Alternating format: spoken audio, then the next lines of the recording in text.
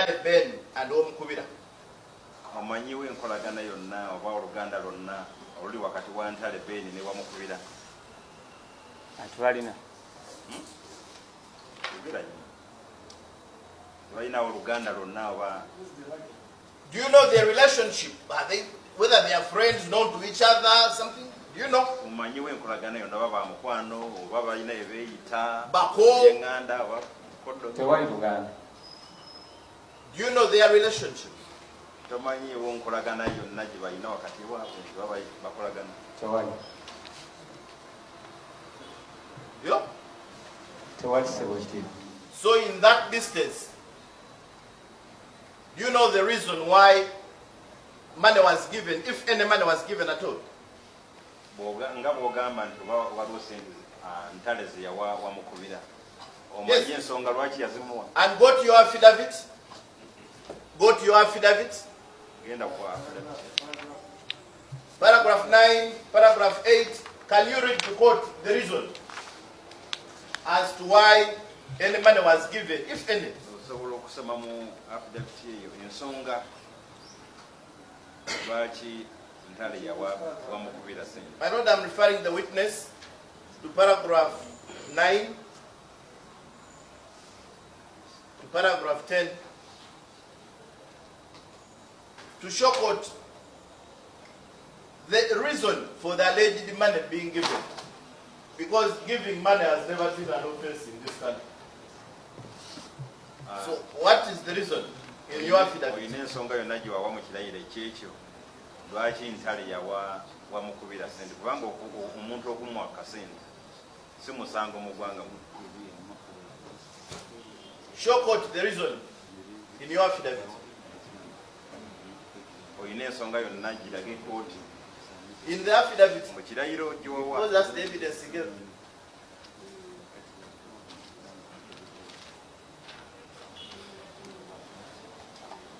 Sebwekitiibwa omulamuzi.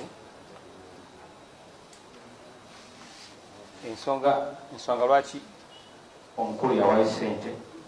Show court the paragraph. Show the paragraph in your affidavit. Kati ekyo kirage kiraga paragraph mu wakiteeka. This affidavit is your evidence. Kati obwo obujulizi bwo wawa. You may have thought, but in your affidavit, we want you to show court. Kubanga oyinza okuba wakirowooza bw'oti naye mu kirayiro kye obujulizi obwo wabuwa. Oba wabuwa bulage kooti obuli.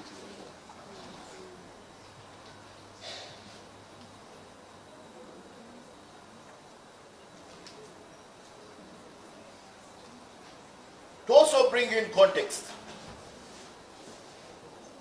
can you show court the number of voters and names that received this money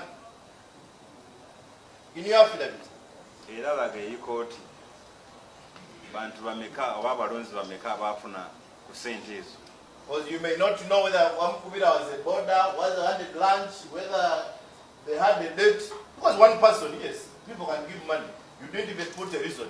So tell us in your affidavit, which other people? Because you create an impression that this man was dishing money to so many people to go and vote. Show in your affidavit, read the court the names from your affidavit of other people. Sebwekitiibwa omulamuzi. Amaanyi agayinza okuba mu fayiro yange tegaliimu. Do you have them there, a yes or no? Naye nga galina mu mutwe. No. Go to your affidavit. Teyawa Ntale yekka yawa abantu bangi. Teyawa Wamukubira yawa abantu bangi. Agamba nti wo obujulizi buno bwawa oyinamu abantu. You had the opportunity with your lawyers when these things were still very fresh. When your annoyance was still very much about your candidate having lost. And that affidavit we have in court is the best you produced.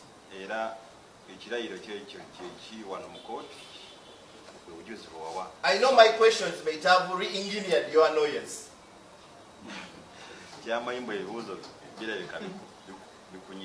And you want now to pull everybody into your drowning boat.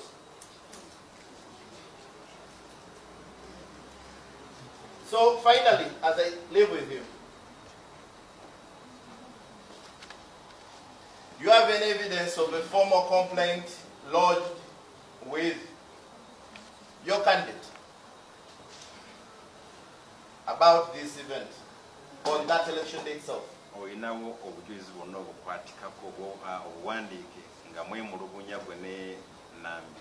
Lodged by him to his candidate. Naddala gwe nga bwabuwandiike nga obuwandiika eri Nambi nti waliwo abaali babba obululu oba abaali bagulirira abalunzi nga weemulugunya eri mu buwandiike ewa Nambi.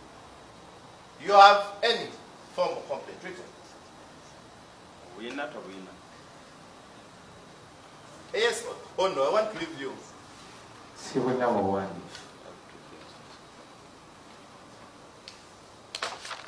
I also want you to confirm to this court.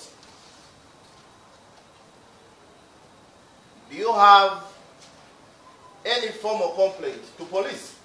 Because this was very early in the morning. Kino kyaliwo ku makya nnyo ssaawa 2 ku poliisi yo wagenda n'owaaba. Of this complaint, and what is the SD reference lodged on that day? Owedde kooti eno reference number ya poliisi nga weemulugunya ku baali bagulirira abalunzi ku poliisi. Obuyina tobuyina? Sibulina ku poliisi. You don't have. And I also want to confirm from you, were you the only candidate's agent?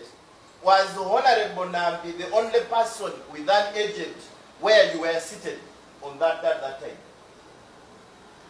Awe wali otudde waliwo agent gwe wekka omu aba waliwo n'abalala? Waliwo n'abalala.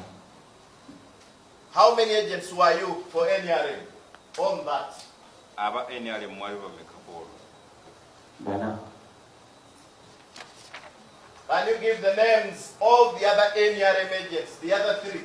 Amanya Who you are with? agaba agent bo wali n'ababala aba NRM. Waliwo Nalukoola Elizabeth. Nalukoola Elizabeth. Bwenje Flavia. Bwenje Flavia. Ben. Alaba bamwita Ben. Mulala bamwita Ben. Ben Intale Mukasa. Ah. Si Ben Intale. Not Ben Intale this time. So, you're a very gifted witness. You have an art of seeing things nobody else sees, of hearing things which nobody else will hear. I just want you to confirm to this honorable court. Did Nalukoola, who is the other one? Second? Bwenje or Ben swear any affidavit in this court to support your hallucinations? Kati gwe ng'ovudde ku gwe agamba kuba nti walaba waliwo naye waliwo ne banno ba Nalukoola Ben ne Bwenje balayirayo ekirayiro nabo ekikakasa naawe bye walaba nawo nti baabiraba? Bo tebalina kirayiro. They don't have. So, Mr. Wanjala, you want this honorable court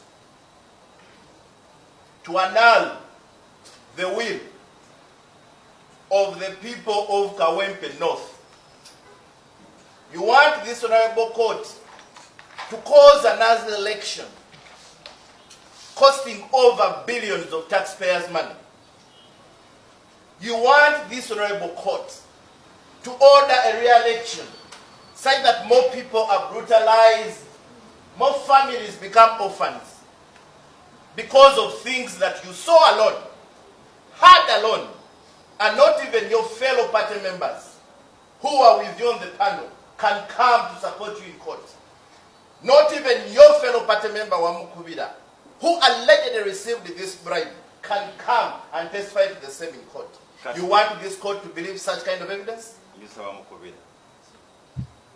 wekka Mr. Wanjala gwe wekka gwayagala okwagala kw'abantu abangi abalonda mu kawempe ne balonda omuntu eyayitamu gwayagala wekka okuba nti okwagala okonna kusazibwamu baddemu okulonda kuyiwe sente mpitirivu billions eza gavumenti gwayagala wekka kubenga kusazibwamu okulonda. No, does he want court to believe him? He thinks that is sufficient to annul the will of the people. Owulira ekikyo gwe ow'omukimala nga n'abalabo n'abaaliwo tebazze kukakasa ekikyo yogera byonna bisazibwemu ku lulweka. Oweekitiibwa omulamuzi nga ntandika ngambye ngenda kwogeza amazima nabwenkanya. I just want an answer from you. Yes, you want God to believe you? Yes or no? You can tell it yes. Oweekitiibwa omulamuzi oyagala kooti ekukkiririzeemu obujulizi bwo obwo wekka nga abalala bonna be wali nabo tebazze ku oweekitiibwa omulamuzi nsaba ekooti enzikirizeemu ku byenjogedde. Must oblige my lord, and I have no further questions. Just two questions.